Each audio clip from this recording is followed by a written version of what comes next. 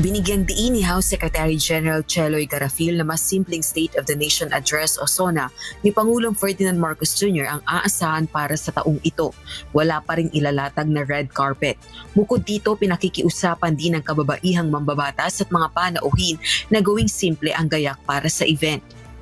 Ngayon nga, medyo, sabi ko nga mas simple ang SONA this year because of course, we have to also take note of the exigency of the time. So basically yun, it's still the same routine, kumbaga.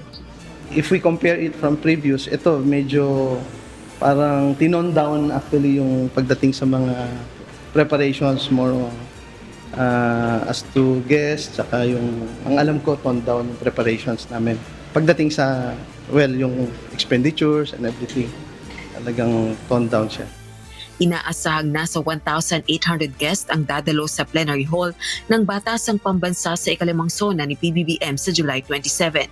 Magpapatupad din ang Kamara ng security measures sa lahat ng makikibahagi sa taunang ulat sa bayan ng Presidente, kabilang na ang mga mambabatas. Ipatutupad ang lockdown sa Kamara sa susunod na linggo. We are planning to have a lockdown on the 23rd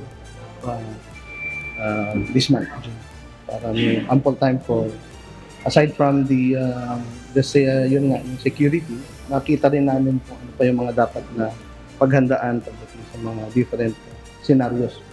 Kumpara naman sa pondong inilaan para sa SONA preparations noong mga nakalipas na taon, mas mababa ang gastos para rito ngayong taon ayon kay House Secretary General Garafil.